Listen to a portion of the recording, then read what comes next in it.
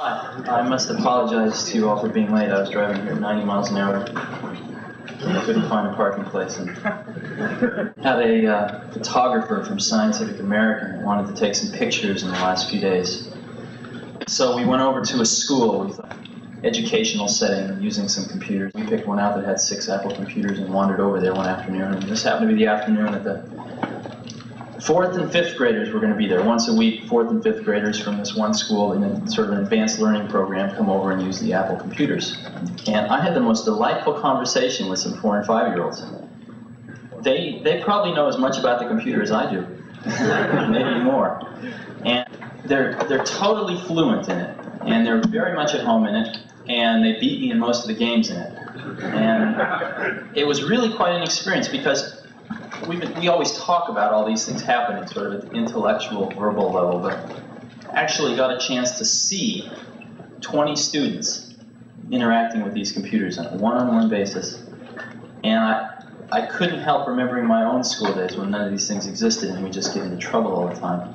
11:30 at night, last night, a friend of mine, Bob Medcalf, calls me up, and he's got 3 German friends visiting from Germany, and they want to buy 20 to 30 apples a month for some god-awful, who knows what reason. And they want them in Germany, and they want to talk about buying them at 11:30 at night. A guy in Nebraska is using an Apple computer to calculate soil samples to know what kind of fertilizer to put in the ground.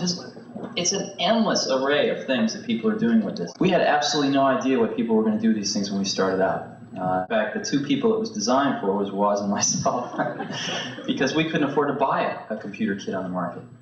So we liberated some parts from Hewlett-Packard and Atari, and worked on a design for about 6 months and decided that we would build our own computer. So we built one, and Woz was up till 4 in the morning for many moons working. We showed some of our friends. Immediately, everybody wanted one. And it turned out that it took about 40 hours to build one of these things and about another 20, 30, 40 to debug it.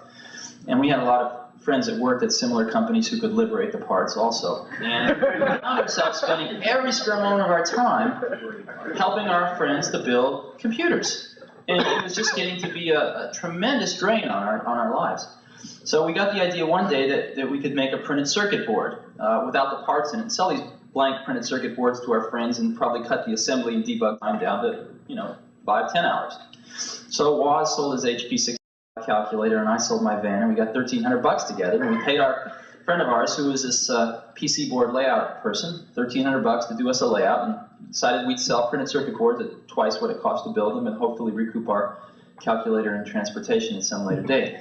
So that's what we did, and I was out trying to peddle PC boards one day and walked into a Byte Shop, the first Byte Shop in Mountain View. And Paul Terrell, the then owner of the Byte Shop, said he would like to take 50 of these computers. I saw dollar signs in front of my eyes. But he had one catch, which was that he wanted them fully assembled and tested, ready to go, which is a new twist. So we spent the next 5 days on the phone to distributors and convinced the electronics parts distributors around here to give us about $10,000 worth of parts on thin air, just on enthusiasm. So we got the parts and we built 100 computers and we sold 50 of them for cash and 29 days paid off the distributors. And that's how we got started. So we had 50 computers left over. Well, that meant we had to sell them. So then we started worrying about marketing, worrying about distribution, got on the phone to the other computer stores around the country. And gradually the whole thing began to build momentum. And at that point in time, we had some feeling that we were onto something. But the feeling is so different than the experience of actually seeing it happen right now. It's entirely different. And sometimes a lot of people ask, well, did you know it was going to mushroom into this phenomenon? And you could say, yeah, we planned it out. We had lead on a piece of paper. But it's different than the experience of seeing 500 people working at Apple computers. It's very different than the experience of seeing a 5-year-old kid who really understands the tool that he's got in front of him. Apple. Every secretary now has an Apple on his or her desk. And they're doing all their word processing on them. You got to give them credit for that, given the software that's out. And they're doing a tremendous amount of financial modeling on the thing.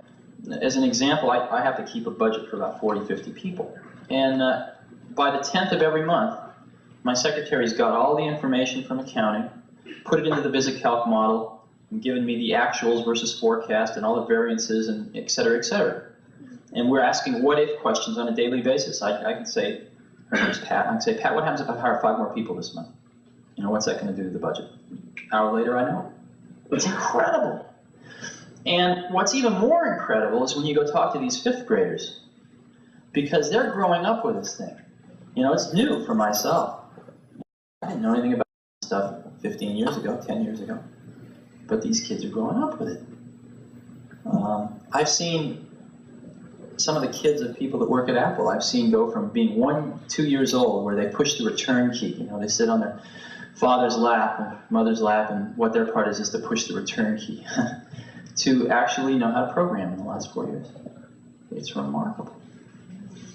So, one of the things that Apple is going to try to do over the next 3 or 4 years is to further that goal.